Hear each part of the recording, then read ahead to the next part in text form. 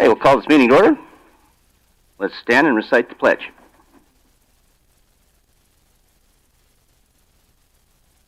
I pledge allegiance to the flag of the United States of America, to the republic for which it stands, one nation, under God, indivisible, with liberty and justice for all.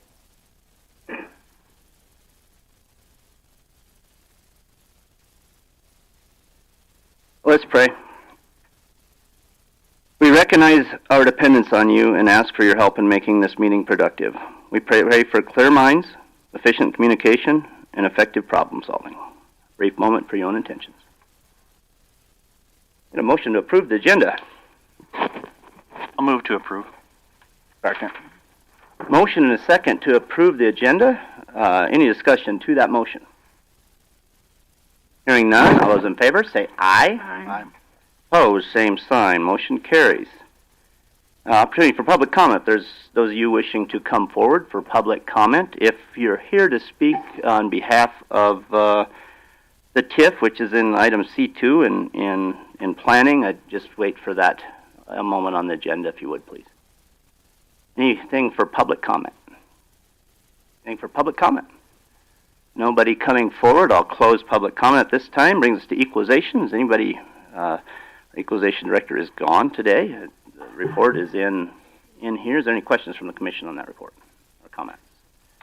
Not. Facilities is next on the agenda.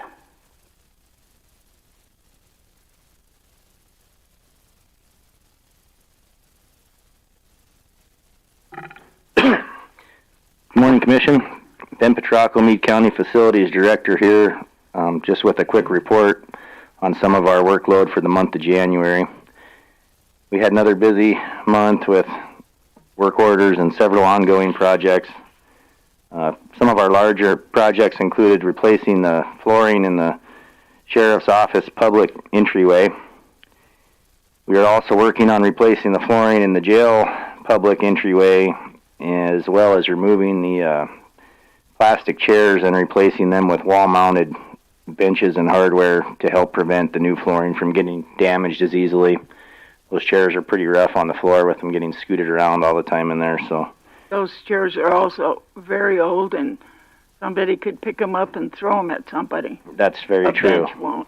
Yeah, I think this will be a lot better option in there with the wall-mounted stuff. So, and at that time, we're going to repaint everything and also move some stuff around, mount a table out there, and wall-mounted table as well for the COs to do their business. So I think that'll be good. We had some more water elements go out, and on one of the big heaters that serve the jail pods, we were able to get them replaced over a weekend. So we have two water heaters. So the failover water heater actually kept everything going good enough. They were never without hot water, but those elements are always not easy to replace. They get all twisted up in there, and it's quite a bit of work to get them to pull out, so never fun on that. But kind of on the highway shop side of things, we had to make several lighting and garage door repairs at several of the rural shop locations. I mean, just kind of normal maintenance, bottom seals and side seals and spring adjustments, tension adjustments, stuff like that. The main highway shop did purchase a new tire machine that was quite a bit larger than the one that they had there. So electrically, the circuit was not adequate for it. We were able to reuse some existing conduit that was out there and pull in larger wire and a bigger feeder breaker to serve it. So that's all up and running now. Hey, Ben, how much room's left on that panel? 0. Okay. Yeah, it's pretty much maxed out. Okay. Yeah, I found a couple spare spots in there, and there's some piggyback breakers that were able to make us have room to add a little bit more. But yeah, they're pretty well tapped out. Okay. In preparation for the upcoming online auction, we did strip 3 more sheriff vehicles that had been decommissioned. I got the rest of the equipment out of them and removed the stripes. And we had one equalization one as well that we removed stripes and some other stuff off of, and got those all moved out to the main highway shop location where all that stuff's yarded up for the surplus auction. And that auction is the 15th? I couldn't tell you the exact date. I know it's coming up pretty quick because we had to, I wanted to say the 21st or something like that. That's on Purple Wave, right? Yes. So anybody that's listening, we have some really good stuff out there for sale. Yeah. There's still some stuff left over from the last round, too, I think, as well. Some snowmobiles and a couple other vehicles. How long will they be up on Purple Wave? Will they be out as long? I think the city is, what, 2 weeks or 30 days? And this is the same auction with the city stuff, so. Okay, so we're joining the city stuff. The city, they're already having bidding on theirs. Yep. Yeah. And so ours will end at the same time the city's does. Okay. Should be, yeah. Yeah, okay. So on the roof project on the Law Center, it is nearly 100% complete.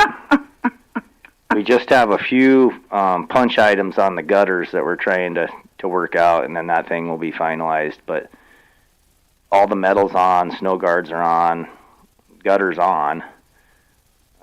We're weather tight and everything, so glad to see that done. Last week, we were able to get the cooling tower replaced as well. It ended up only taking about 2 days to pull the old one out and put the new one in, and I was able to get all the electrical ran and hooked up for the tower fan, basin heater, control system, as well as the heat tape on the new drain piping. Another good project to see completed. We've been sitting on that thing for a while now, and we missed our window last year to get it put in, so very excited to have that new tower in there. That's going to be good. And believe it or not, we've been using it all winter long with the temperatures we've had. You know, it was running the second we got it hooked up, so definitely been a warm winter so far. Makes it hard to plan for.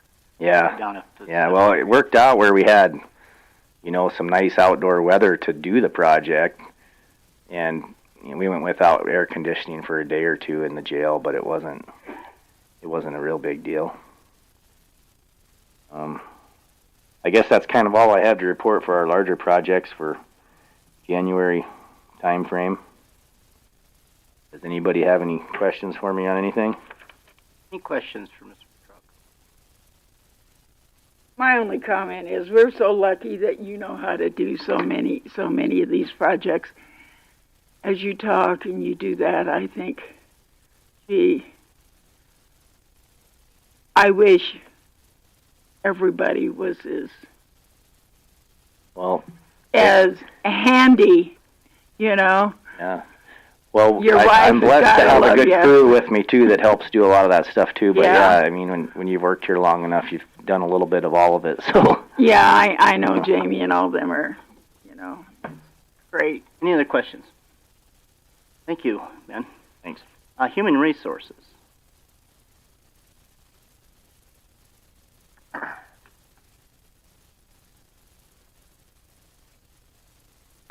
Good morning, Commissioners. Deborah Branzer, Meade County Human Resource Director. The January report was published. If you have any questions on it, the only other thing I wanted to bring up is that you will find the 2026 collective bargaining agreements on the consent calendar for today. They are ready to be signed, so we hope for those to be approved. And I have anything else to share in here? Ms. Branzer, I see that, and I'm glad you're doing this. This is interesting. You've added on your report, maybe I didn't notice it before, interviews? Yes, I did this year. So I see it was, like highway, you had 4 interviews. Is that what positions were that for? Or was That is for the HEO Class A position. And we did have 4. We hired 2 people full-time and 1 person part-time. But we still have 2 full-time openings and then an internal position that Troy will recruit for when he's ready. So I see there's no interviews for correctional officers. Is it no one's applying, or is it? I haven't got anything set up. I have not heard anything back from Captain Deo on when he's ready to interview for the 2 positions he has open. Because other than that, yeah, everything else you have had interviews for. Yes. Okay. And we had a great interview on, I think it was on Friday, for communications operator, so hopefully this person will work out for us, and we'll have that position filled, and then communications will once again be full. But yes, I just thought I'd give you an update so you could kind of see our pattern and the number of applicants and interviewing that we're doing. About how long is the time period between advertising, getting applications in, and then the department head or, the person involved, or the hiring person in each department? How soon do they normally call in for interviews? Well, that kind of varies by the person. There are some department heads that like to move quickly, and so as soon as they let us know they have an opening, we open the position, and people will start applying, and that department head has the opportunity to review those resumes and applications that are coming into their position that's open. Then from there, they notify us of the applicants that they want to interview, and we will schedule those interviews as quickly as we can and move forward. So we don't delay in our end of the process. It's just waiting more for the department head to choose applicants that they want to interview. Any other questions for Ms. Bransford? Do you ever send a tickler out to some of them? I don't know what a tickler is, Doreen. Well, I would think in the hiring process, like, I don't know, 2 or 3 day turnaround from the time. I mean, would that be average? Somebody gets the applications and then decides to call, because the longer it takes in some areas, it could really impact the rest of the staff until a position gets filled. Mm-hmm. I think for us,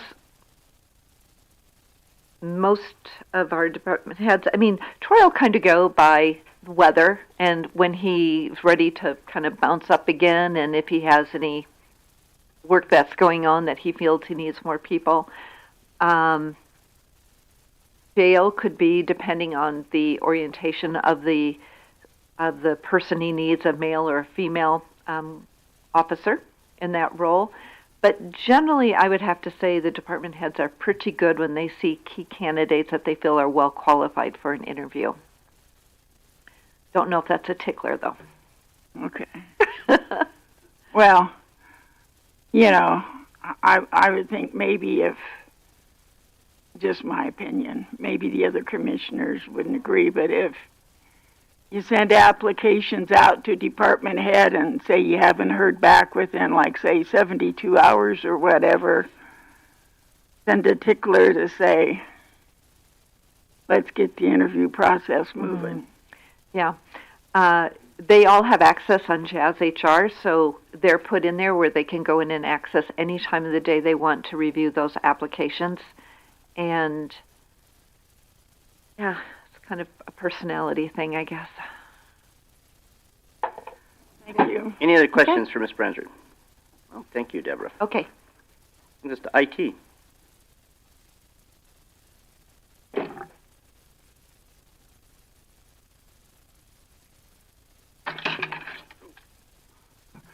Morning, Commissioners. Tony Cummins, Meade County IT.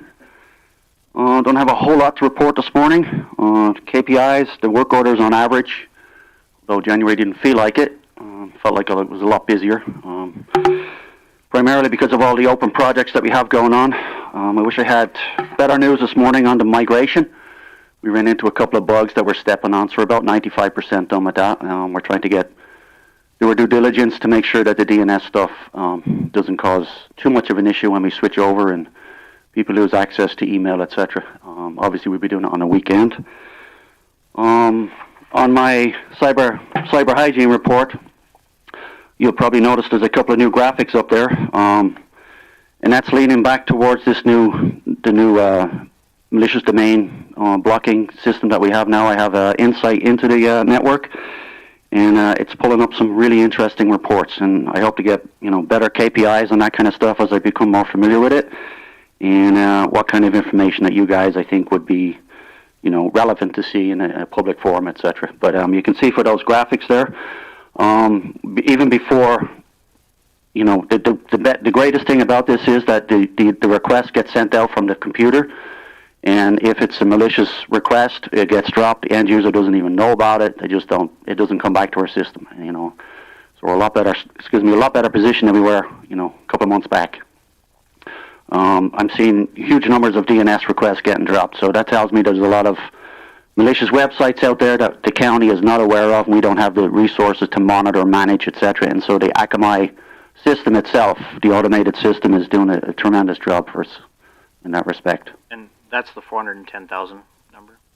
No, this is actually, I forget what we paid for that. I can No, look. the number of events. Oh, the DNS? Yes, correct, yes. And that's over a month, is that right? That's, January, yes, correct. So, and I think that's one of the important things to bring up is, these are things that are getting caught. There's 410,000 DNS malicious requests that were dropped before we even saw them. So How many again? 410,000. So that's be careful on your computers, home and here. And you can see from the bottom two ones are they're kind of more aligned to the information I assume that the commission would like to see. Risky domains being attempted to access, malware websites, etc. So they get dropped before the end user even realizes it. So our antivirus and firewall doesn't even come into play at that stage. So it's a huge asset, it really is. And then just to touch on a couple of the projects that are ongoing, like I said, the migration, we're about 95%, just finishing up some DNS stuff with that. Clayton stepped through, trained a trainer yesterday for our 1Password enterprise solution. He will start applying that hopefully end of this week, beginning next week. We're going to go pick one or two departments and kind of walk through the process of deployment and training the end users on how to transition from browser password saving to enterprise solution. And then we are currently on, I believe, vehicle number 7 went into the shop this morning for the retrofitting for the Axon cameras.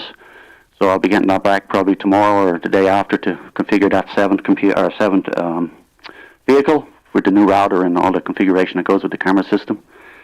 And then last but not least, we also had some new hardware over at the Sheriff's Office for the Taser docks and Taser cameras. We configured all those docks, etc. for network access, so they're all up and running. Yeah, busy January. Oh, good. Thanks, Tony. Any bet. other questions for Mr. Cummins? Thank you, Tony. Veteran Services, Emergency Management. John here. Let's move down to planning.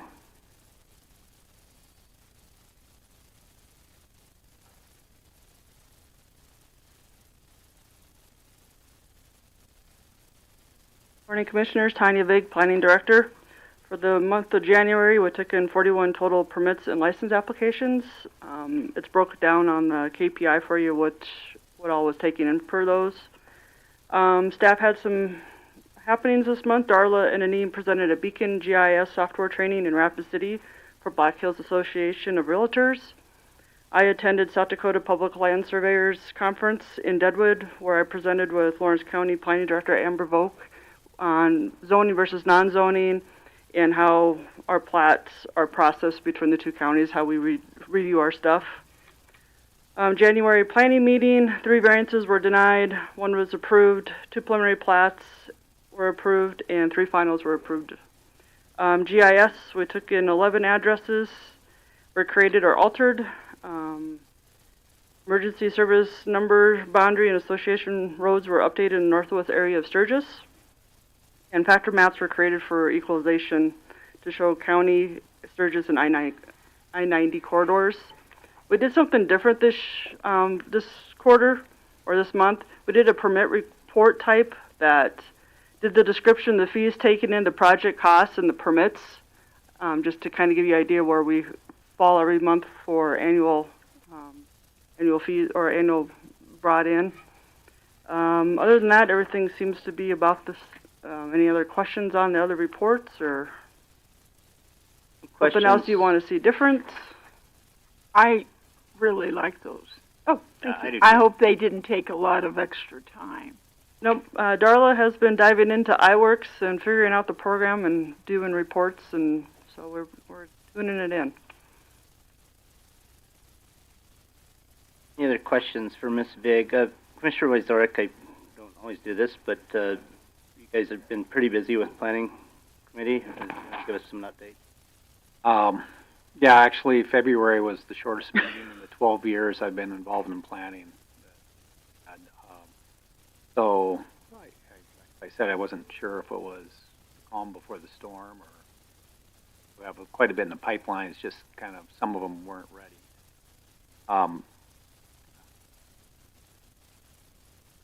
Getting a couple new people on planning, I think that's going to work fine. We had a member start this last week and have a start then. I was just going to tell Tanya on this permit type report, this is something she came up with. I like this. It'd be nice, you're just giving it for the month, it'd be nice if it could add like maybe you can just do that down below or something like that. If the report, as long as the reports don't take a ton of time to do, if they just collapse them as a run report. I mean, one of the things we get that year over years, then as it starts to develop, worth seeing sometimes. But otherwise, Tanya's been doing a nice job running her office, getting everybody up to speed, and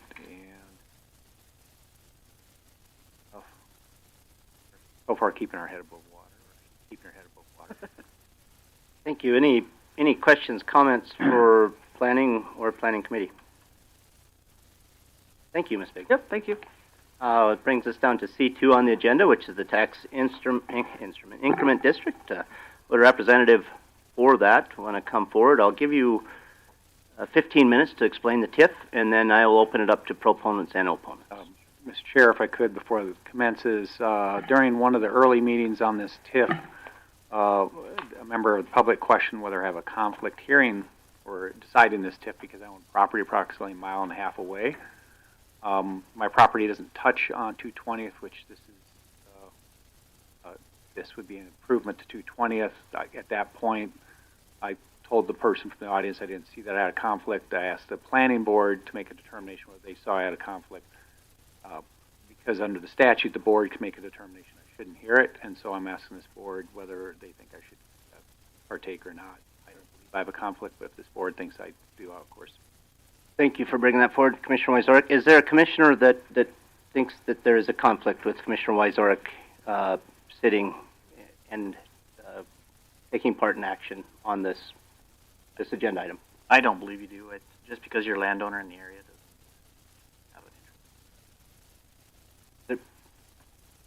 Me, a mile and a half is a long ways away. I don't see that it constitutes a conflict either. So if you guys you'd like to go forward, please introduce yourself. Good morning, board. Turn on your mic, please. Oh, sorry. Good morning, board. My name's J.D. Hewitt, Rafter Development. I'm here with Mike Nadolski, with Lynn Jackson, and Megan Kingsbury with Binocker Development, who has been served as consultants in drafting this TIF. And thank you for your courtesy to consider our project this morning. We believe, just a few opening comments, excuse me, we appreciate what you do. We realize that you have a heavy lift in the county. You represent the citizens of Meade County very well, and we take our hat off to you. We believe that tax increment financing can be an effective tool to foster intentional and thoughtful growth, especially important in a county where you don't have the guardrails of zoning, and I guess we feel that the AR Ranch subdivision is a kind of a case in point of a property that lends itself to thoughtful growth, and investment dollars are attracted to areas where there's synergy, and the more investment in a given area, the more investment it attracts, and so growth, well thought out and planned, and well done, will give an entire area, advantage over maybe an area that doesn't have thoughtful growth. So that's the reason we've proposed this private-public partnership. We believe that it's a vital step toward creating a model that we feel the county can build upon, that will create thoughtful growth. As a practical matter, 220th Street was intended to serve as an access to a subdivision, to the AR Ranch Estate subdivision. It's since become more than just an access to that subdivision, and of course it never was part of the subdivision. It was always a public highway, part of the Meade County system on a section line road. Over time, it has become apparent that it has even much more potential than what we initially considered. In the 2022 Meade County Transportation Plan, the master plan that was done, it was identified that the need for a collector road extending from Erskine Ranch Road to 143rd Street, 5 miles to the east. 220th Street really is in the best suited to accommodate that collector road. When you consider terrain, drainage, there really is no other place better suited between the Meade-Pennington County line and Elk Creek Road. So we believe there's value here for the county, and we believe this improvement can provide safe and enduring infrastructure upgrade that is critical to development in that entire area, and not just concentrating on the I-90 corridor. With that, I'll step back and yield the microphone to Mr. Nadolski. About 6 minutes left. Yes, sir. So we're here on behalf of Rafter Development, LLC. We're urging the County Board of Commissioners to adopt Resolution 2026-07. Ms. Kingsbury can address any questions you may have regarding the financing. Just want to give you a quick overview of sort of the history of this. Back in September 19th of 2024, I believe the TIF committee had sent a letter to Rafter Development addressing about a 20-item framework for the proposed TIF plan. There was another letter March 20th of 2025. April 1st, 2025, Rafter Development submitted a TIF to the TIF committee, a letter in response to prior letters addressing approximately 12 items, and those concerned financing, the nature of improvements, etc., but it was an effort to try to accommodate what the TIF committee was recommending. The plan itself was before the Planning and Zoning Board in August of 2025 and before this Board of County Commissioners August 12th, 2025. After that, Rafter had a resident Q&A session on November 24th of 2025 to address concerns of the residents of the proposed district. We met in front of the P&Z board, and out of that, Resolution 2026-06 came. Rafter Development had another resident Q&A on February 5th of 2025. I'm sorry, you're right, 2026. I would submit that the proposed application and plan is an effort to accommodate and implement some of the recommendations that have come from the TIF committee. We have a draft developer agreement that can address, if this board creates the district, other aspects of financing or the construction of improvements that this board feels is important. Therefore, we'd urge you to adopt Resolution 2026-07.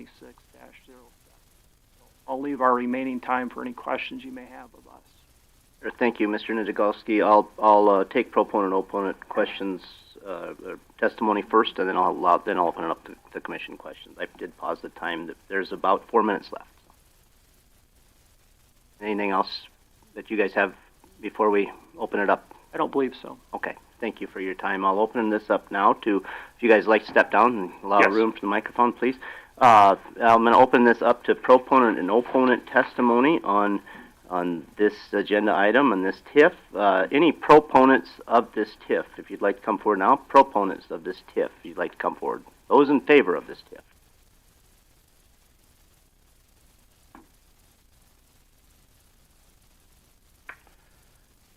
Good morning. I'm Dr. Philip Nelson, veterinarian. My property sits just north of the TIF district, and I do use 220th, as a lot of people do that don't just live within that district. It just seems to me that this is a good way to improve the area at no real cost to anybody except the new development in the area. And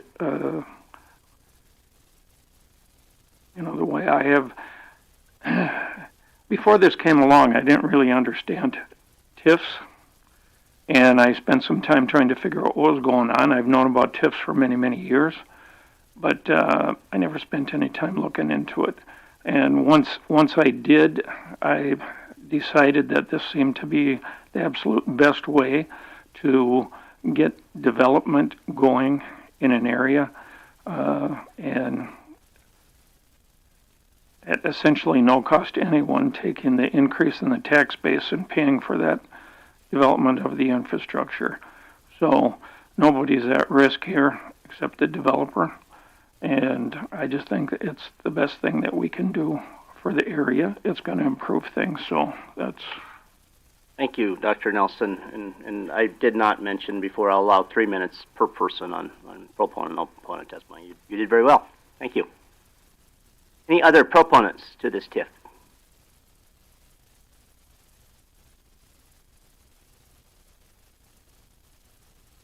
Good morning. Brian Conley, Conestoga Loop, AR Ranch. My wife and I have both gone from a definite no to a neutral. We would very much like the commission to approve 220th being paved. More information has come about. They've had a couple of good meetings, and reading and studying the TIFs and things like that, we definitely want it to go. Thank you, Mr. Conley. Any other proponents to this TIF?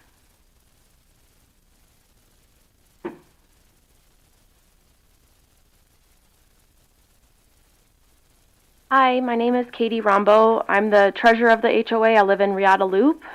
I know back in July a lot of us were riled up by the TIF, and that was before we understood what was going on. After meetings with JD, it made the entire TIF process clear and cleared up all the misconceptions. I know some of the people that are still riled up that I'm sure have sent emails opposing the TIF can't take a moment to hear JD out. I hope you take those emails against the TIF with a grain of salt. I'm sure if they had a meeting with JD, they would understand the misconceptions that they were told earlier on. I encourage all of my neighbors to start having open discussions in person with our voice if we ever want to get anywhere. People are allowing their emotions to cloud their judgment, and hatred for a businessman like JD is leading to absence of reason. I'm for the TIF. For one, I think it's great that our tax dollars are going to go directly towards something that we would use every day. Who wouldn't appreciate that? I also believe that speed will always be an issue, whether it's paved or gravel. Cars always just seem to go too fast out there. Another issue I know residents are salty about is the issue that they moved to the country with less traffic. Problem with that is that they bought their property. They didn't buy the property all around them. If they don't want that property further developed, then they need to buy it. You can't tell someone else what to do with their land when they don't own it. And I'm pretty sure all the houses further down 220th didn't want all of our houses built, but it's not their land to decide. Lastly, without JD developing all these lots, there'd be a trivial amount of money going towards the county. Because of his development, the county is getting way more money than before. Let him build the road if he wants. It'd be nicer for the community. Thank you. Thank you, Ms. Rumble. I do have a question real quick before we move on. Are you mentioned you're the treasurer of the HOA. Are you speaking on behalf of the HOA or yourself? No, just myself. Okay, thank you. Yep. Any other proponents? Any other proponents? Seeing no other proponents come forward, I'll close proponent testimony. Any opponents? Any opponents to this TIF? Anyone like to come forward and oppose this TIF? If not, I'll close opponent and proponent in public testimony on this TIF. Is there any questions, comments from the commission? I have some for the sponsors of the request. Your microphone on, Commissioner Wysorick. Yes, I'm just soft-spoken today. You are always soft-spoken. Yeah. I don't think Tanya believes you. First of all, just a couple points I'd make by what's posted. My understanding of the process, if we approve this TIF, we'd still have to enter into a developer's agreement. The developer's agreement that's on the system is one that's patterned after the Rapid City model. It needs some work to fit for the county, though, especially going through and cleaning up some stuff on the first TIF the county ever did. I've noticed some things that are more unique to how a county needs to handle these. So we're not approving that today. You understand, Mr. Hewitt, you'd still have to enter into a developer's agreement that the county would find satisfactory to access these funds. Yes, sir. And you also understand that if you go forward with this project, they'll have to do the full engineering of the road subject to approval and review by the county's engineer. I understand that. The other thing that I'm probably going to talk to a couple of the other commissioners about this, whether it's necessary for the county to have retain like Bros Engineering to do site inspection during the project and make sure the quarrying's done for the road to be sufficient. Yes. And that would be a cost you would probably have, would require you likely to advance subject to recovery under the TIF. I guess my assumption would be that we would have a line of credit similar to a construction loan that would be drawn on to cover costs, engineering costs, site, sure. Testing, construction, the whole thing, and that would be paid through that line. Yeah, I understand that's your financing proposal, and that's how most people will finance this. But I'm just letting you know that I could see in this operating agreement there will be some costs incurred technically by the county that will be part of the project costs. You'll have to advance those funds. Sure. As part of your financing project. Yes, I understand. The county is not going to. It's not the county's intent to be spending money on this project to make sure the road's built right. No, I understand that.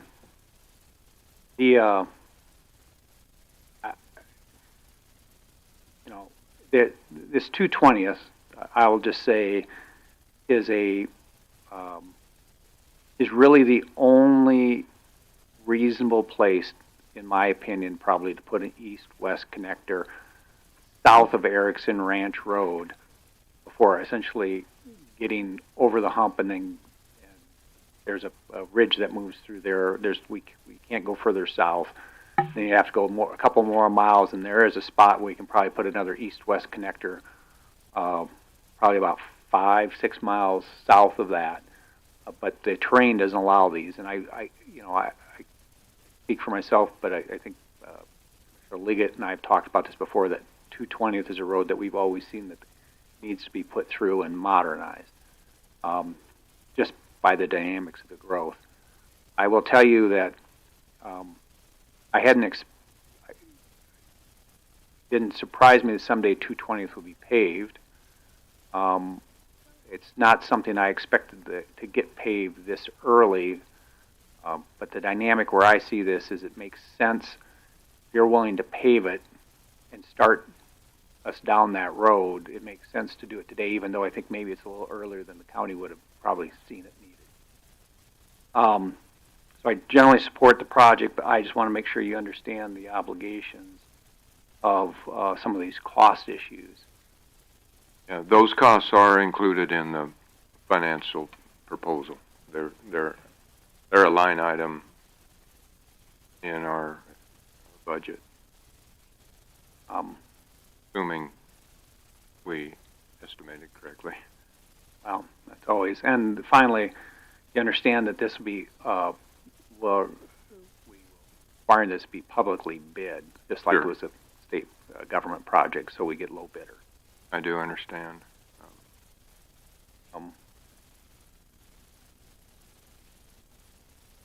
There was a question as with the Department of Revenue whether this would qualify as an economic development TIF. Was that ever resolved? I know that you were feeling It's that. back in front of the Department of Revenue for their review. We have gone ahead and done the financial calculations of the impact should the Department of Revenue not choose to move forward with an economic development and leave it as a local TIF. Okay. I apologize if those are posted. I'm not sure if it's posted or not. I've got it here briefly in front of me if you'd like me to give that to you. Well, Weisberg. it's difficult because those are so highly technical, how those spread apart, but I'm not going to try to get into those today. What I will tell you, if you don't mind, sir, is that the impact of the TIF to be made up throughout the county is $5,400. I don't know what that means. If the TIF is to remain a local TIF under the Department of Revenue's jurisdiction and determination, the impact of the $20 million TIF within the TIF boundary as currently drawn, spread across the county for recuperation to the capital outlay for the school board, is a total to be made up of $5,400 spread across the county, which results in 2 cents per homeowner. That's a year subject to modification based on improvement. Yes, that's correct. So that's not the total cost. No. That would be the way we arrived at that, and if I can interject, is to assume the annual increase to the school's budget of 3%, which is the maximum allowable by law. If that amount is assumed, that would be could be compounded, but the initial year would be $5,400 would be the pro rata share of that increase that would be contributed to by the TIF district. So that $5,400 increase the initial year would be the equivalent of 2 cents per property owner across the county. I would assume that's just their general fund. That's not special education or the higher mill levy that is charged off for. They don't call it capital improvement. What do they call that? Their building fund. The capital outlay. Yeah, the capital outlay. It is the capital outlay. It's all three. Yes, ma'am. Mills. Okay. Those are the questions I have. Any other questions, comments on this? Go ahead.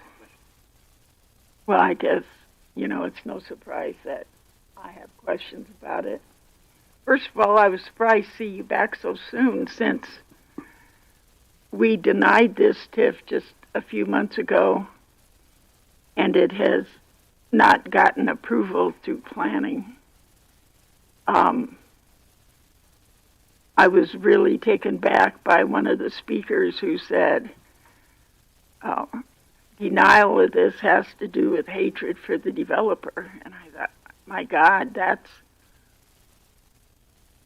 certainly don't hate AJ or anybody else. My concern remains the same. Commissioner Creed, I'm sorry for interrupting, but I don't believe the speaker said our denial was based on the hatred. He said that people within the community were against it because they disliked the developer. Okay. Not that we disliked the developer. Okay. Thanks for that, because I don't dislike you. I don't dislike any developers. The problem is we got a lot of developers, which is fine, except if it's kind of like dominoes. If we approve you, it's going to be the next. And roads are just one of the costs when we have development. And we do have increase in school costs, and I'm sure that figure that was mentioned of $5,000 or whatever, that would be assuming there would be no increase in students, no more people, no more kids living in any of the houses in the 80 acres that's part of the development. Again, we do not know what is going to happen at the legislature. I would be far more receptive to something had you come after we know what the legislature is going to do with property taxes. We don't know. There is no way right now I can see we can have all the advantages of living in the city, in the county. And having a paved road is one of the advantages to living in a city.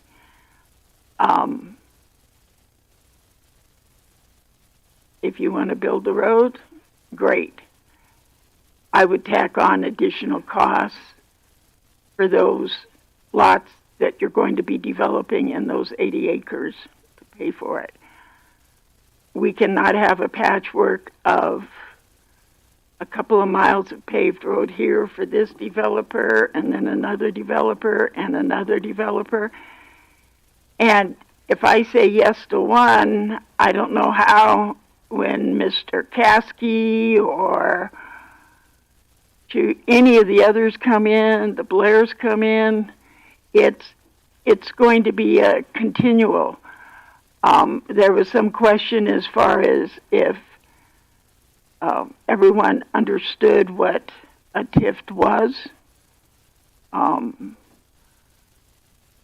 I looked up and saw who voted not to approve the TIF. As I recall, every one of them were at the special TIF meeting we had with Toby Morse several months ago. And if I recall correctly, way back when, the Department of Revenue had determined that when you applied the first time that TIF would be a local TIF. I think we have to go on the assumption that's going to be a local TIF. Frankly, it doesn't matter to me one way or the other. Again, my main concern is, how do I say no to everybody else who's going to come behind you? Because they are. It only makes sense. If I was out there, I would be at the next planning meeting. Well, I'd be at Tanya's office first, having her get all the documents ready. I would go forward. It just makes sense.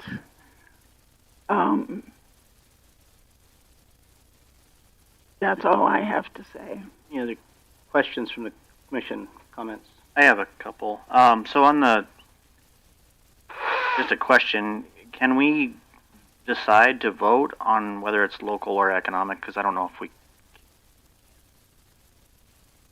So I don't know if, is it appropriate for us to make a decision if we don't know the answer to that?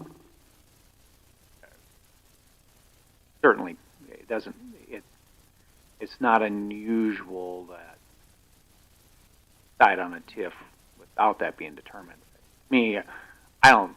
I'm assuming this is going to be a local TIF. Where Department of Revenue is at. I think there's some discussion. Of course, I've heard that Mr. Hewitt's looking at maybe horse property that would be Equine Center closer to Erskine Ranch Road, but unless the plans are further advanced, the Department of Revenue will accept that. I do have questions on the geometrics of the roadway. That's obviously one of my concerns about this road. Our ordinance 10 has that roadway with the side slopes at, I think, 4-to-1s. Your plans are all at 3-to-1s for the side slopes. You did mention that this would be a collector road. The collector road in all of our documentation pushes that surfacing to 32 feet. And 120 foot right away. So I'll want you to be aware of that. So I would say the design speed's at 55 mile an hour. I think that's an important piece in meeting both our master transportation plan and our ordinance 10. And ordinance 10 references the master transportation plan, and the MTP has a little bit different information in it than the ordinance. So I'm going to pick the most stringent for sure. I do have a question as well on the drainage. I know there's a big portion of drainage in this. The drainage was an issue when you built the road, and I don't know if the TIF is responsible for the drainage upgrades or if that's just an issue that you're fixing now and you have the opportunity to fix. So I would question whether or not the actual TIF should be used for the drainage modification, since it was likely in error to start. I think that's my questions. Any questions? I've gotten a lot of calls on this, both for and against. The main issue that I'm getting from residents is your drainage issues that you currently have. And I am not a proponent of you using any part of this TIF to fix issues you currently have. Those, I think, are on the developer. Existing issues coming in and out of development onto the road, the drainage, the slope for you was the same way for me. I'm not sure on your your details. Who drew up your thickness of asphalt as a collector road with heavy truck traffic out there, and I see it all the time. You got 4 inches of asphalt, which I would not be okay with. I would need to see a minimum of 3 and 2, if not 3 and 3, depending on your base course. So those are little issues, but there is the big issue I hear from a lot of people is the drainage out there. And I do believe that's something that needs to be fixed, and not, if this were to pass, not be put forward into that. And that would fall in the developer's agreement? Is that where it would fall? Talbot, do you think? You could address in the developer's agreement what's allowable costs. You would probably, I would assume, want to bid them together, line items. So, just because it would make sense cost-wise to probably bid them together. The one issue that we have discovered with prior TIF is difficult if the bank starts rolling them all in the same loan. One of the things I probably want in a developer's agreement, if this would pass, would be have a separate loan for the TIF costs, a clear separate loan, rather than have the developer do a bigger loan to cover a non-covered cost. So you want to segment that. It makes your financing a little bit more complicated, but it becomes really difficult to track on our end over the years. But that's how I would assume that you would see it.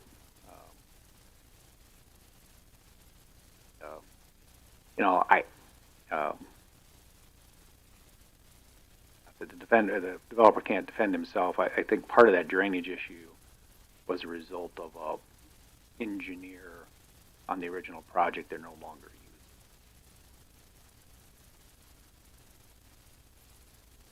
So I was going to ask the developer how he'd address questions and concerns. I guess I ask, so is it my understanding, what is the right-of-way currently, Commissioner Liggett? 66 foot right now. 66 foot right now. So is the road as built right now, is that at a county spec? I assume It's not with the right-of-way and... It is a county gravel spec for that roadway. So would it be asphalt ready with all of your concerns or not? Well, I mean, it depends whether or not the board really wants it to be a collector road or not. I mean, this is a conversation, Talbot and I've had for years whether that road's going to go through. I think it's going to go through. It makes sense. I agree. I didn't quite think it was going to get paved this soon. I did see it happening, but not maybe. Does it make sense to have that a collector road? We have another road that's a mile north that's, got the same 66 foot right of way. It meets those criteria, but the new ordinances and the new master transportation plan do push that to 120 feet. So, so those are concerns. Not saying that we can't have a collector road in a 66 foot right of way. Obviously, there's houses there now, so it's going to be a challenge. But if we identify it as a collector, then it should probably be built to that collector road, design standards. So, which is different than a rural road. So how much, in your opinion, needs to be done on drainage that possibly should have been done prior to this? I'm hearing that you'd rather leave that out of the TIF. Yeah, I think primarily the culvert sizing. I think the culverts is the biggest issue for me. Is those culverts at the very beginning. The ditches, they met the criteria of the county standard at the time. They were approved, I believe, by the highway department and by Bill at that time. But we're changing. This is something I see is people say it's a good road. Let's just pave it. But asphalt standards and gravel standards are totally different. We're looking at, I can run a blade down a gravel road and I can reshape it. Once it's asphalt, we can't do that.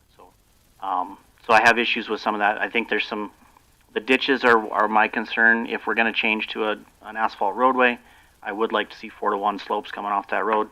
The 3-to-1s are pretty steep. Now the ones out to the properties, the back slopes out there, I think are probably okay at the 3-to-1. It does say 4-to-1 in the rules, but we can probably work with that. So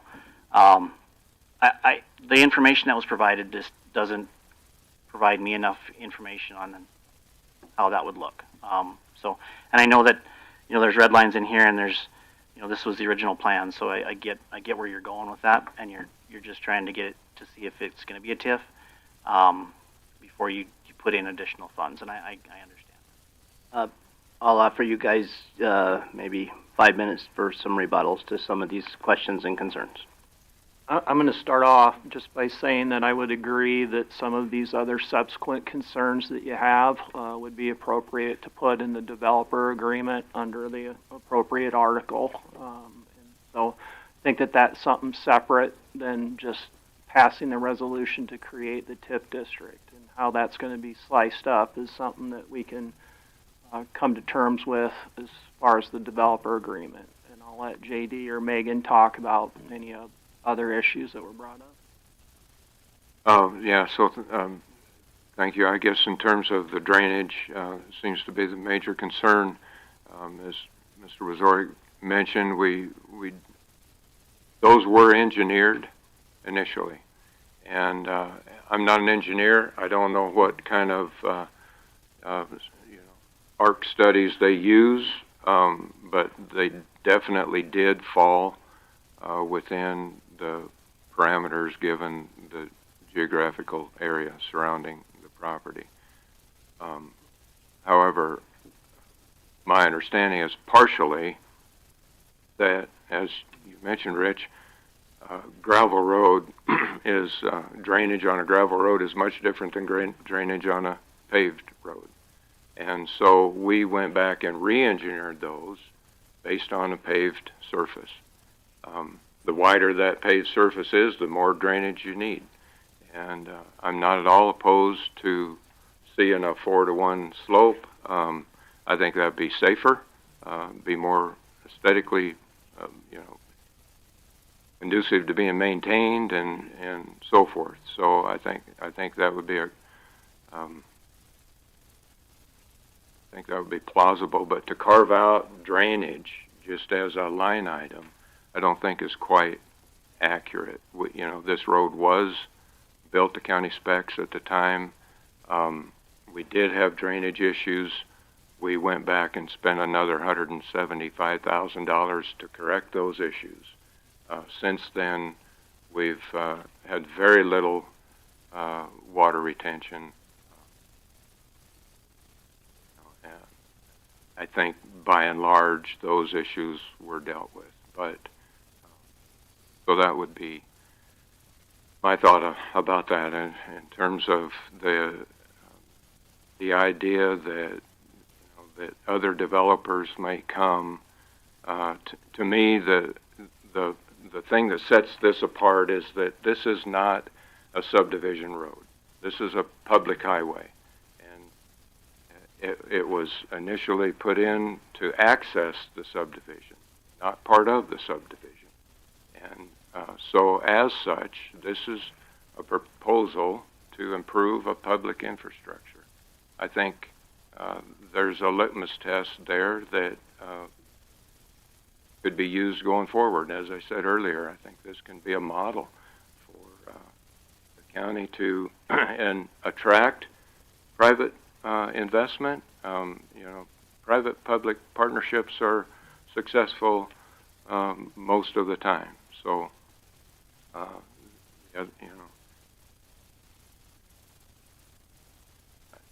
I think that's kind of a relatively easy fix. Thank you. Anything else? You got about a minute now. Okay. Any other questions, comments from the commission?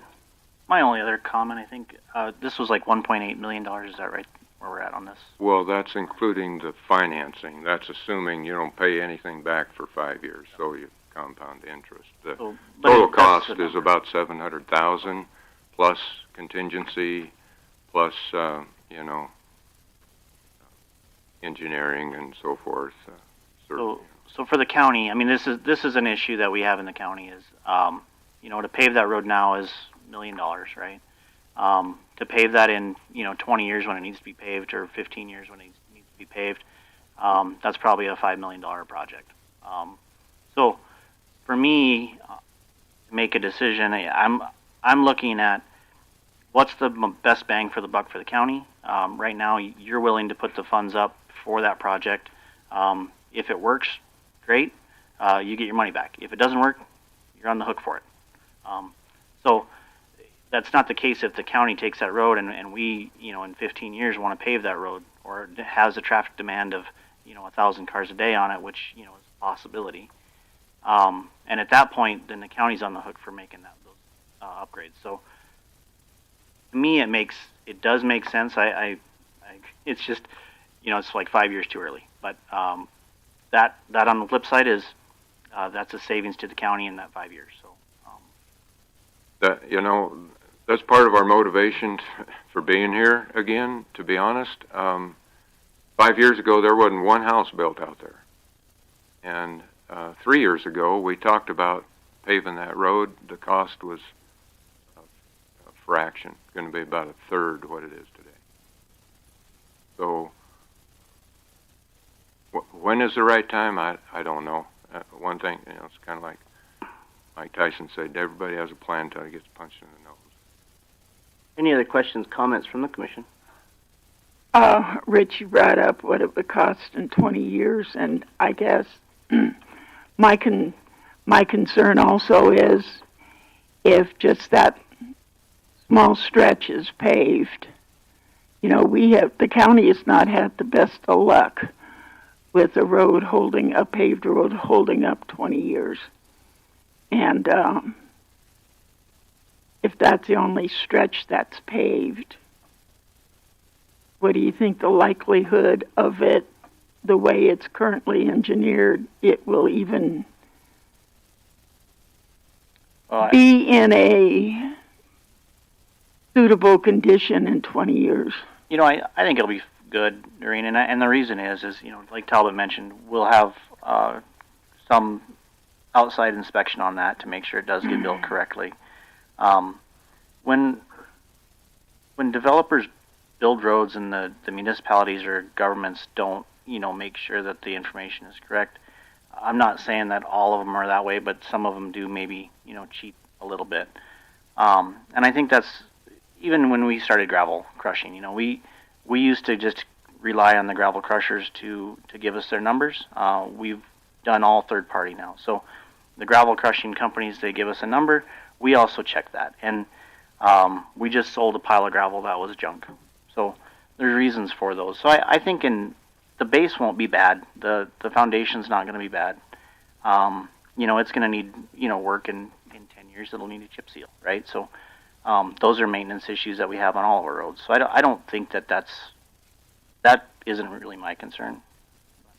Okay, now I'm going to be maybe too tough here.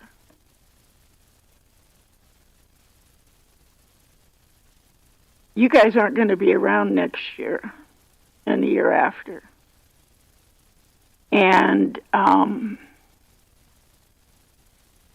the rest of us, at least Earl and I, will be sitting here when others come in. And I realize that this is not within the subdivision, but every developer comes off of a road, an access road.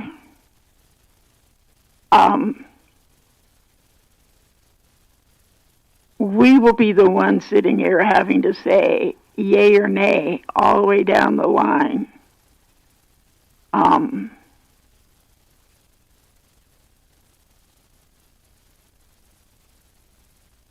it's going to be real hard to say no to all the others that are going to come. We're going to be setting a precedent. I think the Sturgis City Council found that out when they started approving every TIF that came down the road, and then they had to borrow money to make payroll. I'm not anti-TIF, but I want to know first what the legislature's going to do and how we are going to finance overall county operations. I do not look at this as a $2 million TIF. I look at this as the start of a precedent. And until I know what's going to happen to the property tax laws, I'm going to have to say no right now. As far as what you said the financial impact was to the school district, I don't know how you came up with those figures.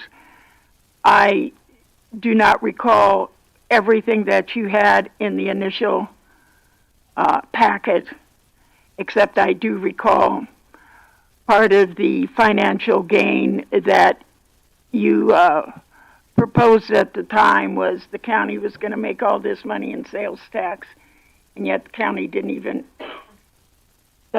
isn't even allowed to collect sales tax. So I got to say, I don't put much credence in that 2 cents number. That's all I have to say. Any other questions, comments? And I wish everybody here that is not seeking re-election would take out a petition and run again, because I really would like to serve with you guys in the future, despite what I said right now.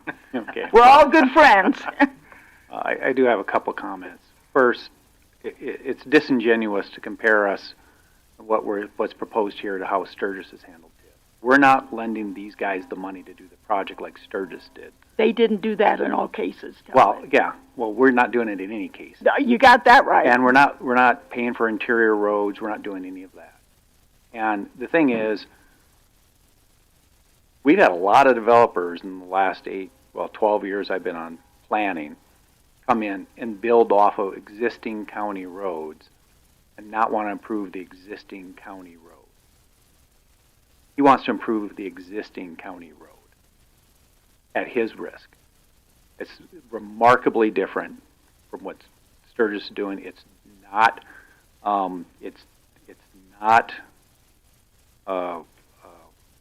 I take exception with how you described it, Doreen. As to the precedent, I don't. That argument doesn't carry weight with me because you could use that as an excuse to do nothing as a county ever. You judge as a commissioner. I judge people as they come forth and they make their request. We've had this discussion before. The existing TIF in the county, when I was on planning, I opposed that portion of the TIF that would do the interior roads. The commission passed that. And I've made it abundantly clear I'm not paying to do developers' interior roads. But if they're going to fix county infrastructure that helps other people, that's part of what I see as the natural growth in that area, that makes sense to me. And that's why I support it. I don't support TIFs that just benefit a developer. I think TIFs make sense when you're improving county infrastructure that might help the developer, but also help everybody else in the area. And I see this as one of those. Now, if you say that sets a precedent that if a developer is going to come in and do an improvement that benefits multiple people besides himself, well, then maybe it does. But I don't see anything we do as a binding precedent because the factors are always so different. So I appreciate you've been entirely consistent and against TIFs throughout. I am a limited TIF guy. I respect your opinions on it, and I respect where you come from because I understand where you come from. But I think generalizing and pointing to some bad examples of what other governments do is not comparable to what we've been trying to do. Well, keep in mind, I did vote for the Haynes TIF. And it was a struggle. No, because that was going back to the county's funds. And so,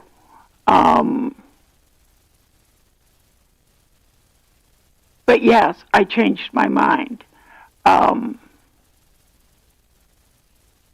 Again,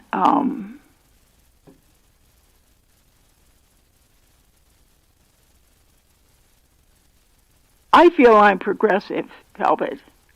And in reading through the lines there, I thought, gee, maybe she thinks I'm not progressive, but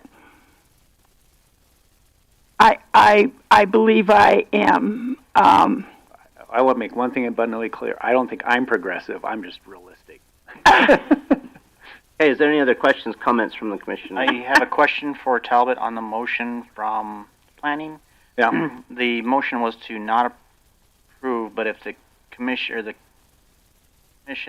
just does approve to add the 80 acres. Yeah. So is that their approved boundary would be? They're approved. They think if the TIF goes forward, it should include that 80 acres to the north because they see, and I think it was reasonable, that if that 80 gets developed, they're not gonna go up to Erskine Ranch Road, come over and come down at 139th. They're gonna cut over there, and most of why there could be traffic coming in off of Elk Creek Road from the Piedmont area. The majority of the traffic is going to come up Erskine Ranch Road, turn there at 220. So that was their thought on it. There's actually, I believe, some discussion of whether you jump that road, but that across that road, that's in the county TIF already, and there was the desire. Well, we didn't want to do any overlap. Since statute says planning has to approve the boundaries, do they have to make a formal motion to approve those boundaries? Because that's not exactly what the motion said. Well, I understood that motion to be that their recommendation to the commission was that they didn't really like the TIF, but if the TIF did it, these should be the boundaries. That's how I understood the motion. I didn't watch planning. Why did they oppose it? I'm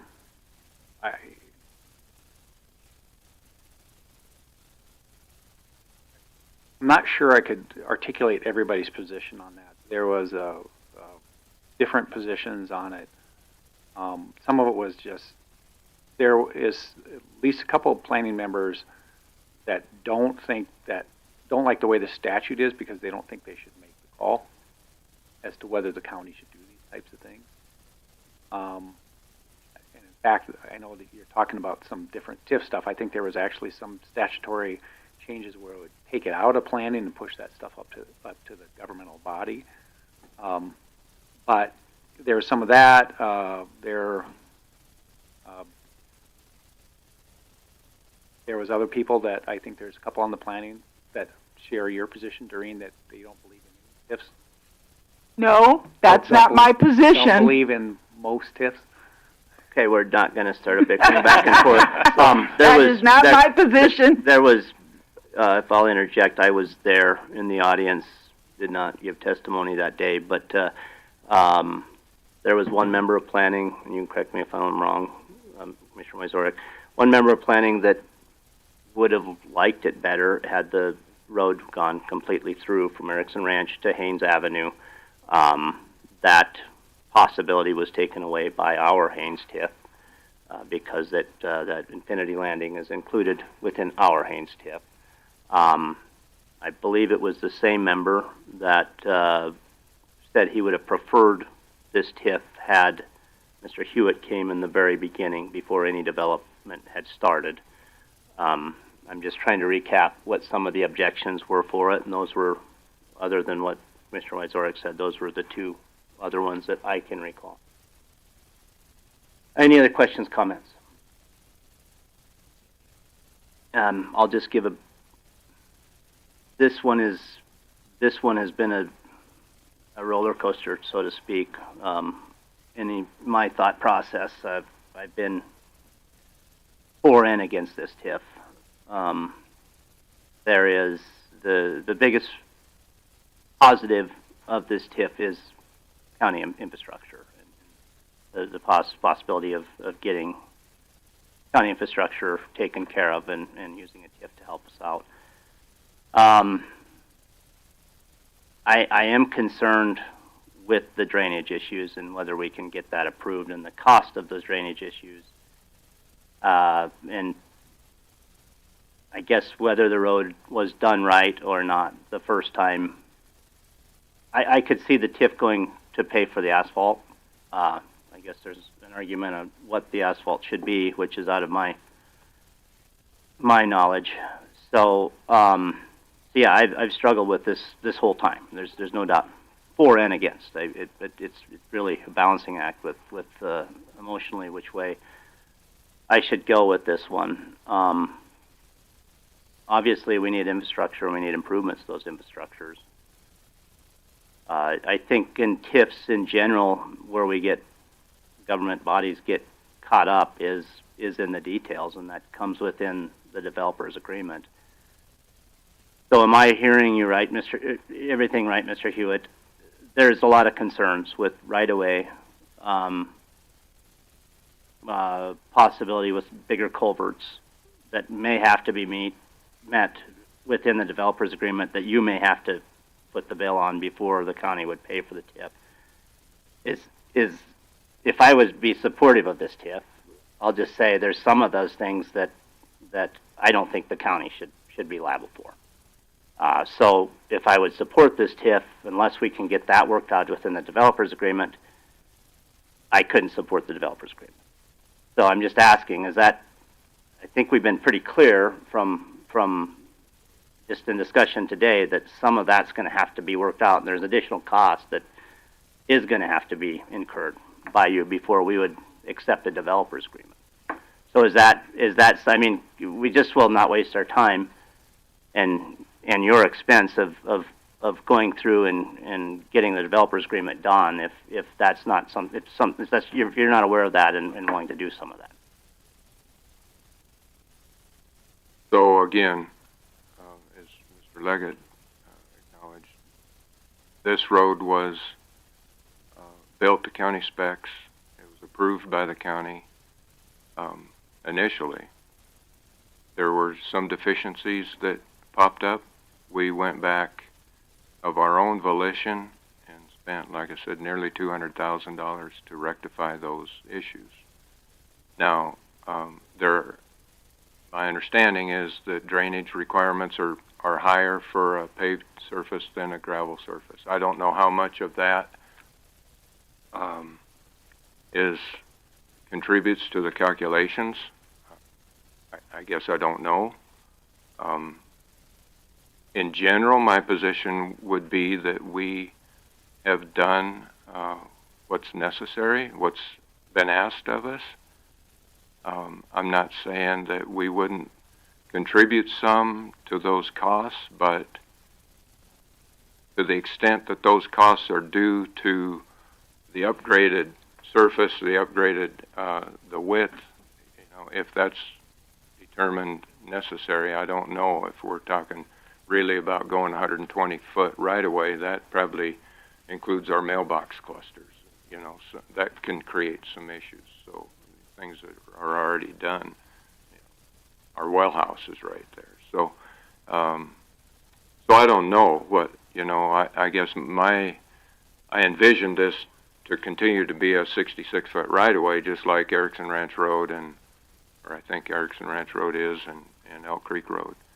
Well, and why I'm asking is because Commissioner Wyzorek asked you if that you would realize that we would have to hire an engineer to give us recommendation, and it would be at your expense.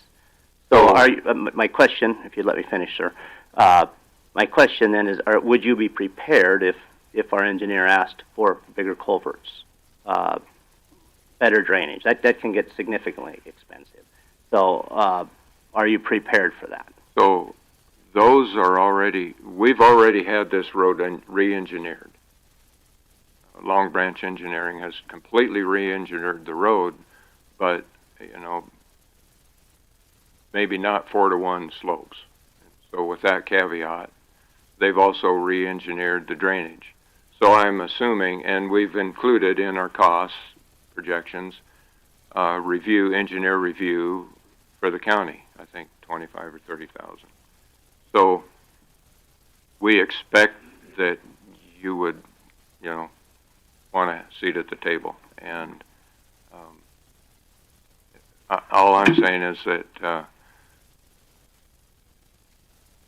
the culvert sizing I believe, has more to do with the road surface than it does drainage.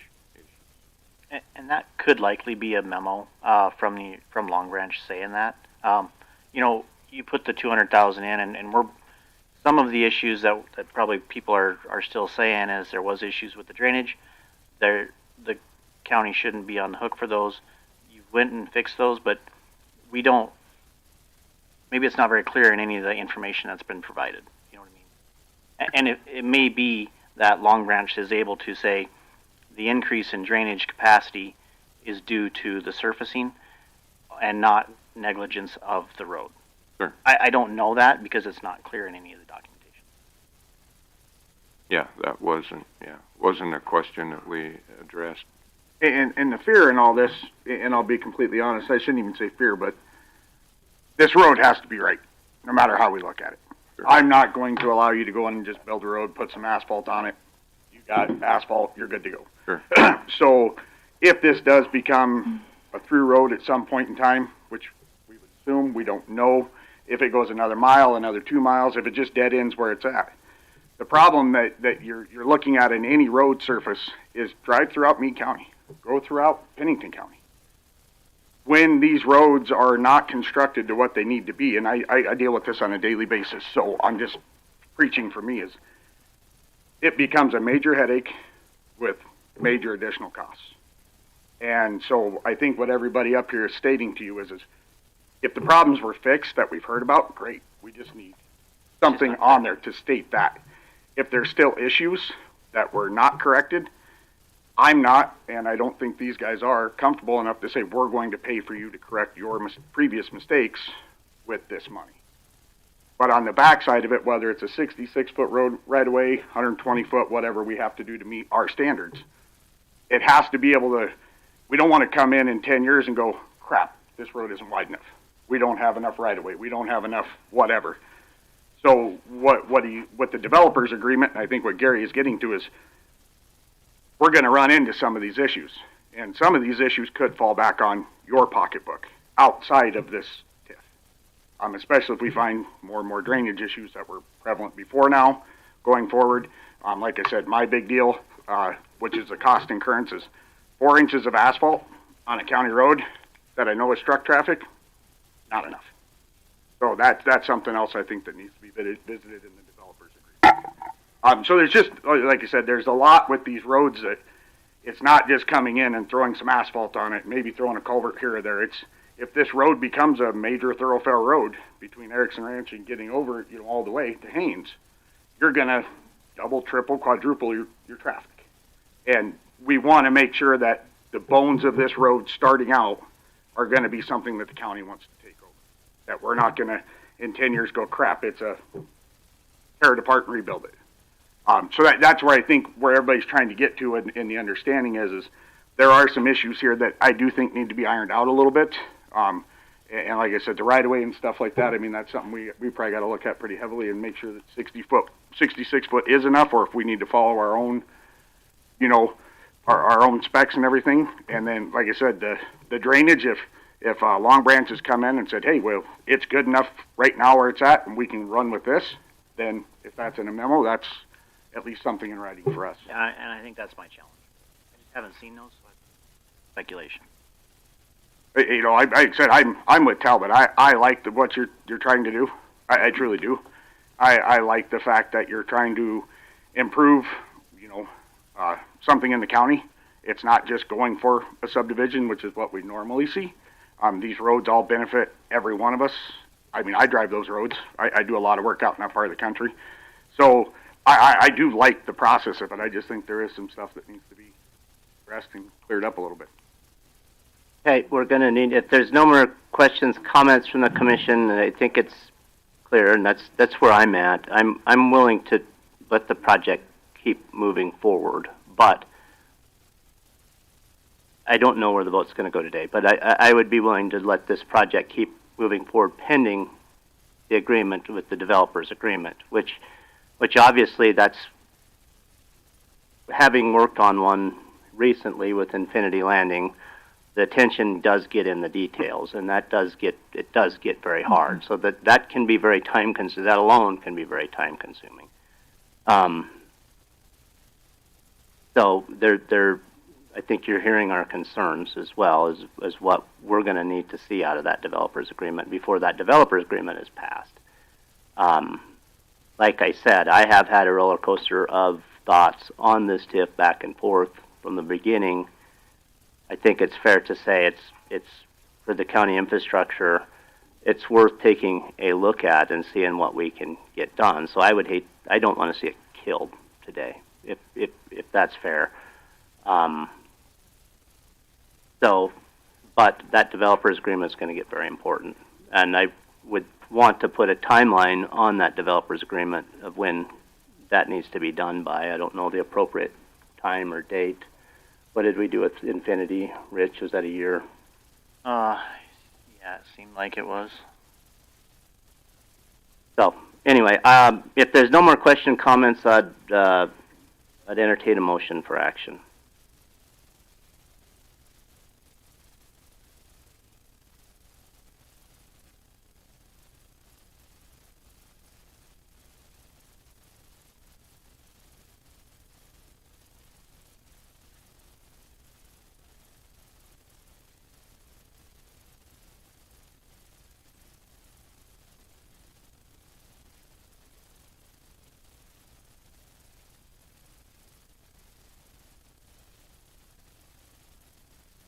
Entertain a motion. I'm going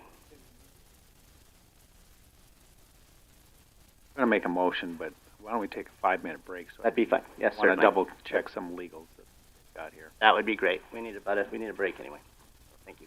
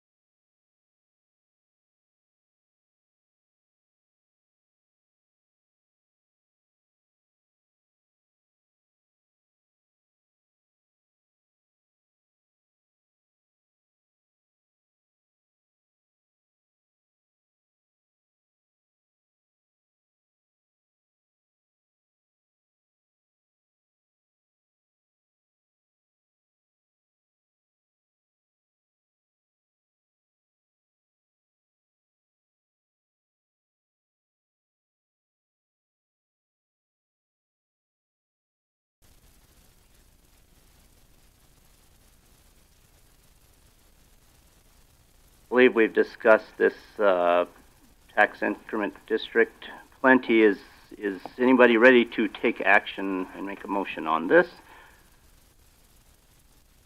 I'm going to make a motion to adopt County Resolution 2026-07 with that's as presented in on the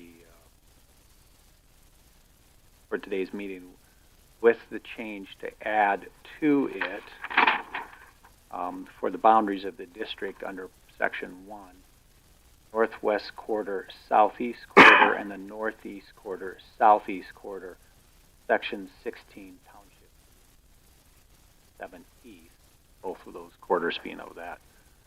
And then to fill in that this would be, I believe, tax increment district number 4.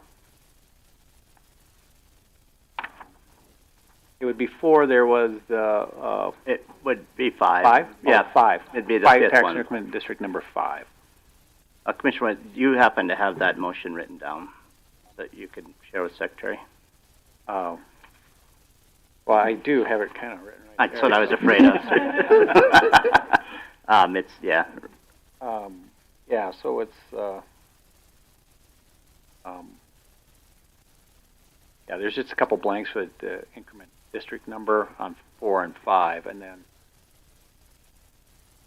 That's the modified map that was presented. yeah, it's a modified map. I mean,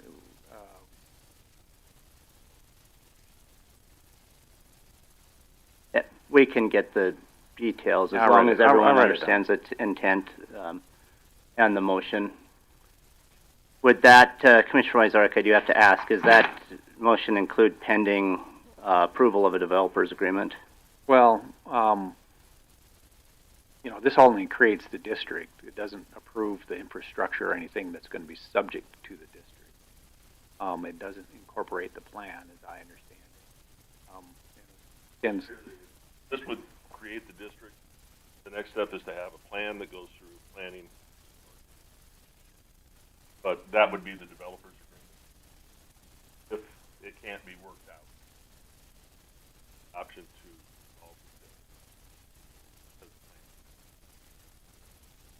That is the next step, is to work on the developer's agreement.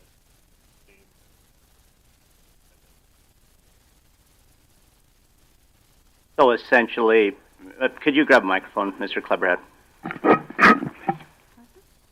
So what you're saying is, if essentially, although we would agree to a TIF today, possibly, if this motion passes, if the developer's agreement does not pass, the TIF essentially is killed? Correct. You would take action to eliminate the TIF, dissolve the TIF.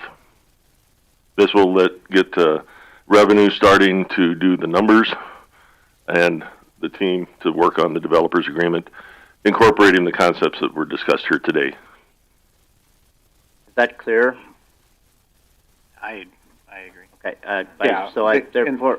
Okay. But the only point, the reason it's that way is, as Commissioner Severin and I were talking in the break, is because developers got to do quite a bit of work to get the developer's agreement done, and most, if the district, if he has to do all that work and then the district's never created, there's no motivation for the developer to do that work. I have a motion. I'll second. And a second. Essentially, the motion is to approve Resolution 2026-06. 07. Okay, it says 06 in there. 07. That's the planning and zoning. That was Appreciate it. Yep, thank you. 2026-07. Is there any discussion to that motion? Hearing none, I'll take a roll call vote. Commissioner Wyzorek. Clarification I'd make the way you stated that, Chair, is it's the resolution as presented with property, and so I just Thank want you. to make sure Yes. that's Yep. clear on the record. Thank so, you. I'll vote yay. Mr. Severn. Mr. Liggett. Yay. Mr. Creed. No. Chair votes no. Having a majority of the commissioners voting for it, it shall pass.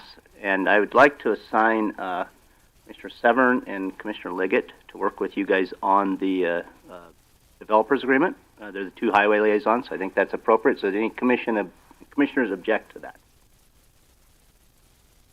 If not, they'll be working with you on the developers agreement, along with our legal staff, Mr. Klebrad. Thank you guys for your time today. Thank you. Thank you. Let's move down to, we already took our break. Let's move down to Sheriff's Office.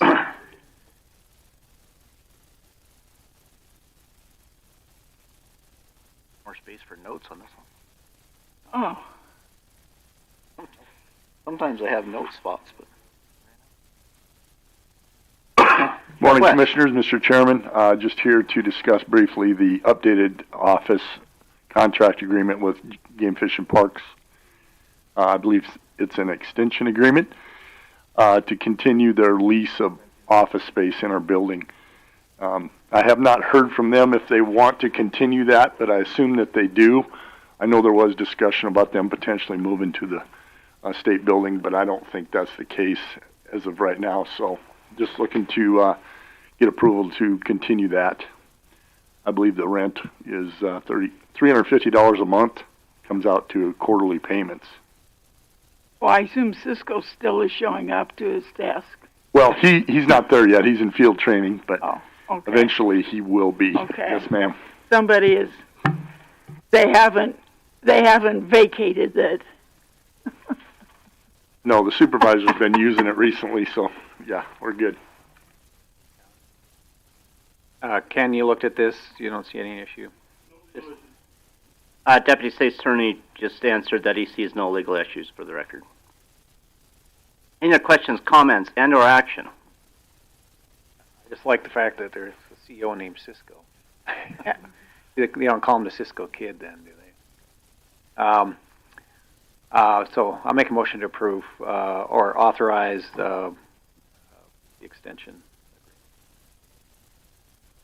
Motion and second to authorize the extension agreement. Is there any discussion to that motion? Hearing none, all in favor say aye. Aye. Opposed, same sign. Motion carries. Thank you, Sheriff West. You'll be around. Yes. A couple matters in executive. Yeah, if you'd call me, can you sure. do that? I'll shoot you a text. Okay. All right. Sounds good. Thank you. Going down to Highway. Anybody here from Highway? Oh, there's Troy. Hiding in the back. Did a pretty good job of hiding.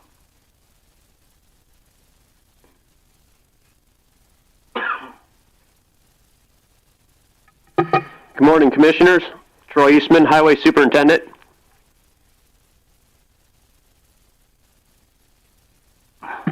Go ahead. We have traffic count analysis. We have Antelope and 150th on here. Oh, it looks like we lost some. Is everyone? We lose. I lost it. Okay. I'm out too. Any questions?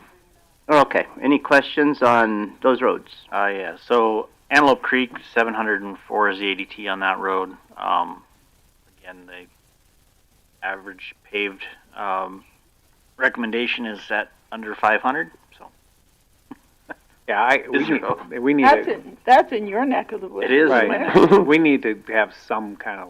There needs to be some kind of long-term plan. I don't. To me, that's probably the next road that after we get done with Haynes, start collecting money. That the plan needs to be laid out.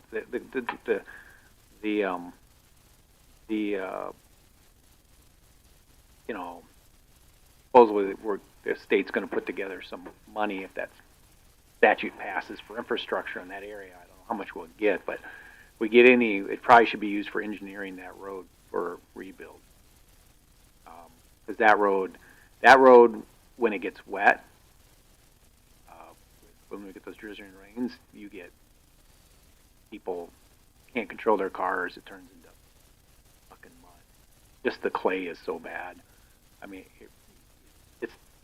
and we're just going to continue to see that growth.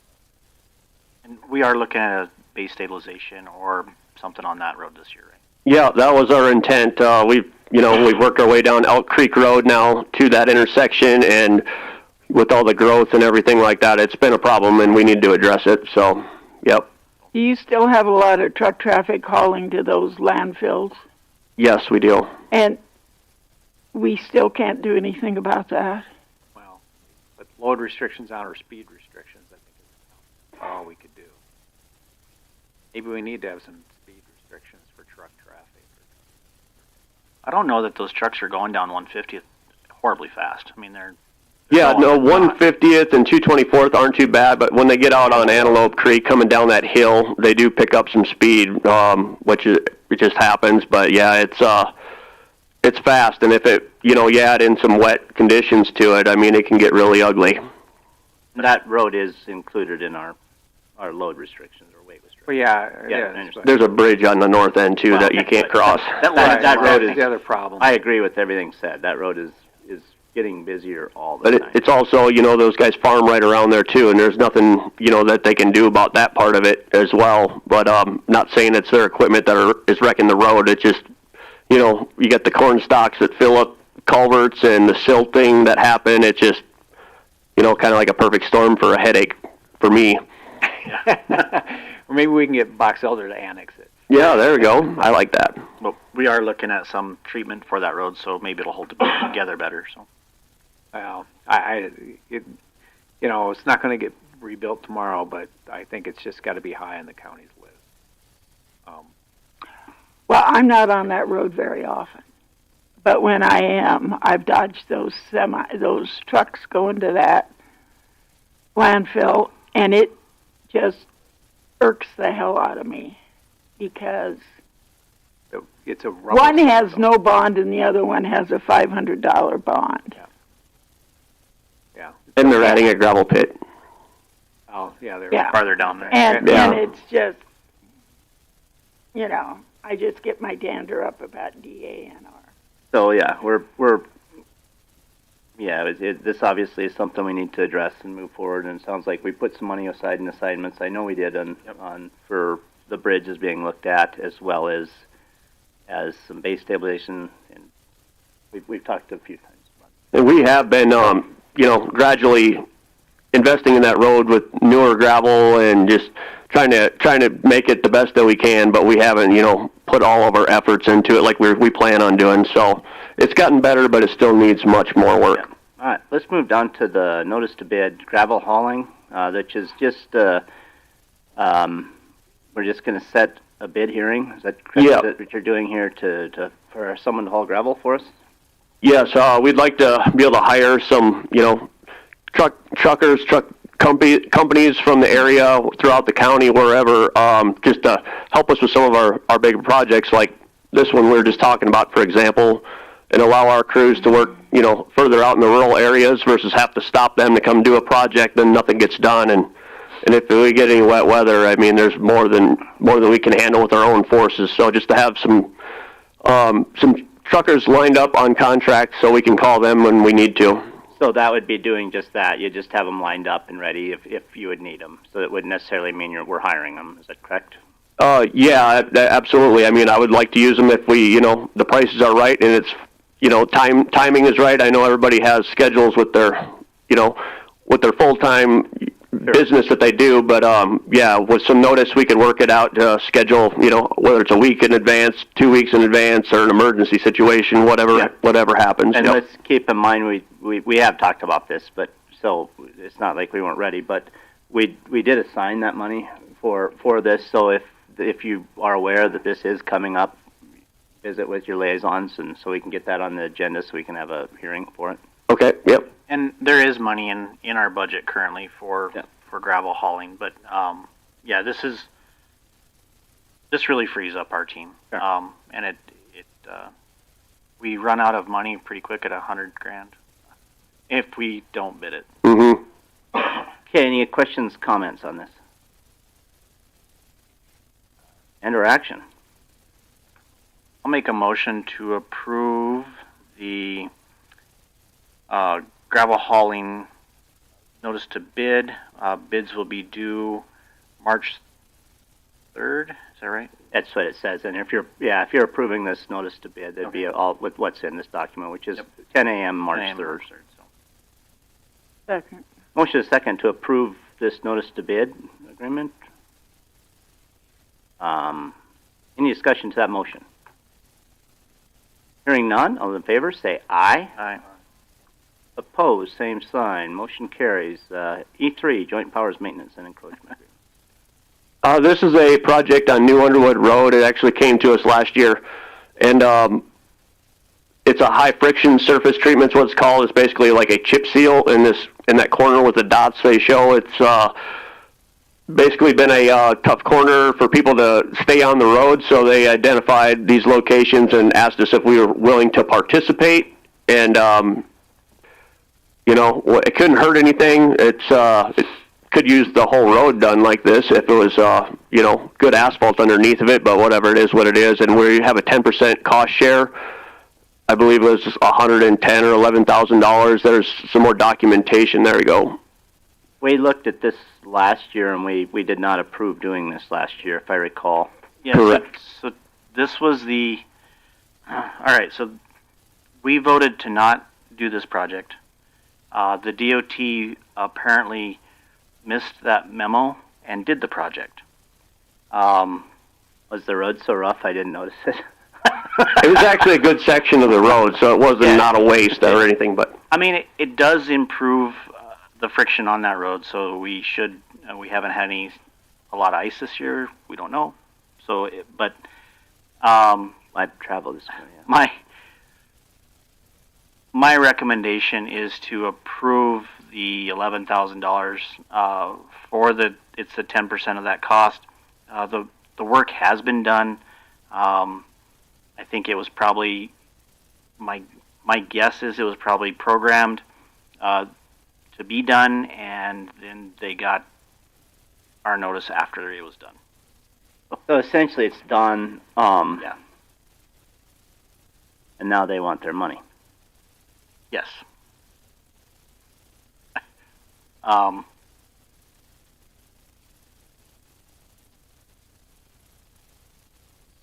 Okay. Any other questions, comments?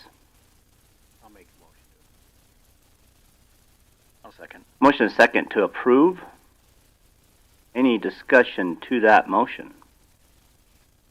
Hearing none, all those in favor say aye. Aye.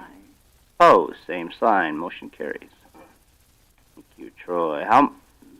Is that process that they just did? Is it the only other place I would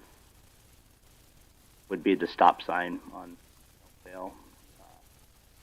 Coming down that hill, it does get a little slick. Yeah. Does it help for that? yeah, I mean, That's a conversation for another time. So Yep. I didn't mean to bring that on you. I hate that stop sign. I hate that stop sign. So, sorry. Let's move on. Brings us to auditor. Couple things in the auditors. The main one is just a couple reports mainly. Auditor is not able to be with us right now. I want to point out F3. I'm the auditor's liaison. Christensen wanted to include this on the agenda. There's no action that needs to be taken. They did do some shredding of some documents and just wanted the commission and to be aware of that happened. And just for their record to be that there was, though there's really nothing in detail here. So if you'd have questions, you'd have to ask her. But nonetheless, it's just more to notify the commission that there was some records that was shredded. No questions. Let's move down to commission, communicated commission. Not much in that either. There's Sturgis Arts, just an update. Board of Minerals and Environment, an update there as well. Questions on the communique? Not. Let's move down to commission updates. Any updates from the commission?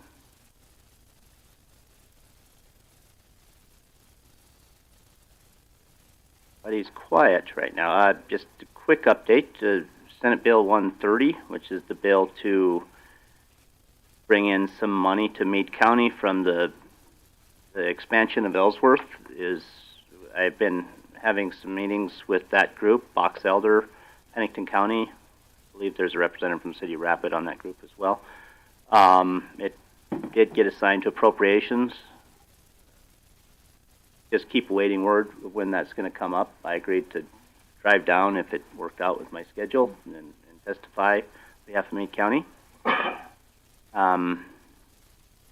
Other than that, there's a lot of other things that I personally have been watching within the legislative session. So, any other updates from the commission?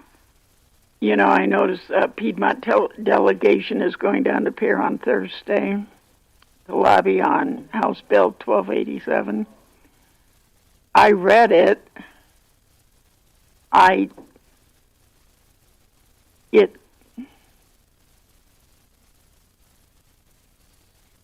It concerns using explosives.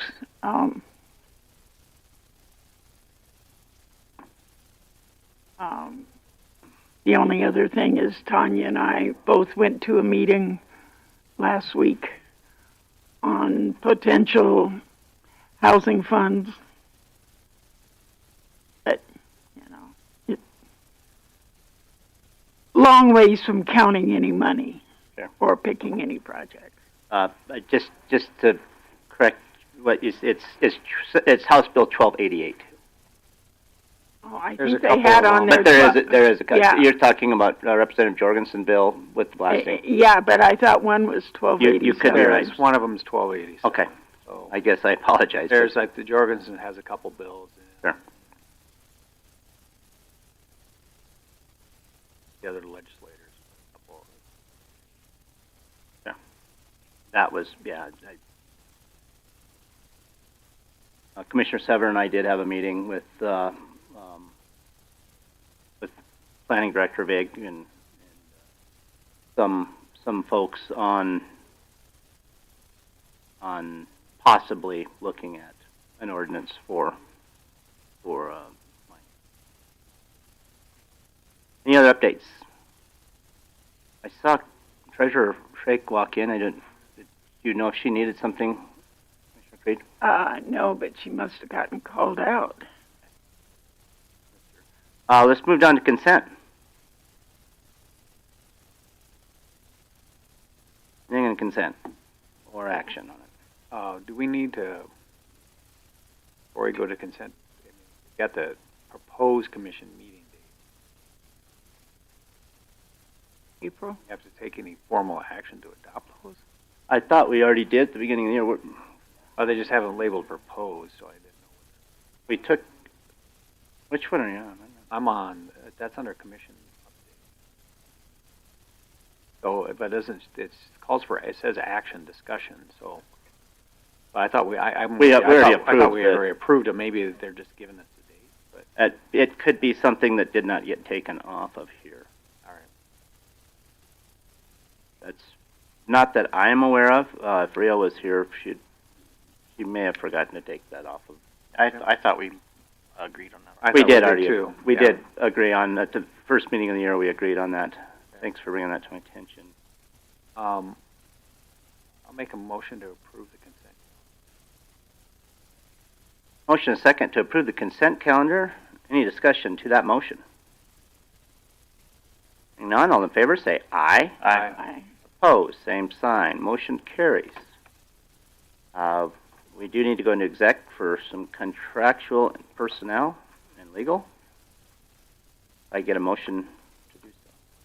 Make a motion to go exec for contracts, personnel, and legal. Motion is second to go into exec for contractual, personnel, and legal. Any discussion to that motion? Hearing none, all in favor say aye. Opposed, same sign. Motion carries. We are now in executive session.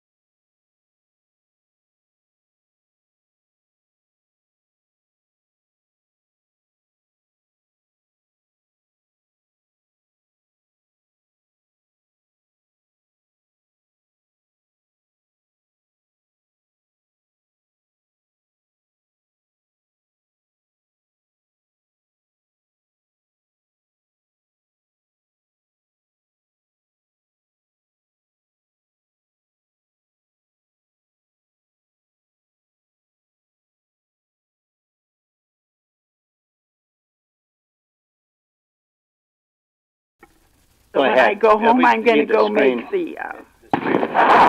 the fresh food. What kind of dogs do you Are we have? unmuted? Okay, I'm going to declare us out of executive session. And having completed our business for the day, I will declare us adjourned. Thank you all. You have a dog?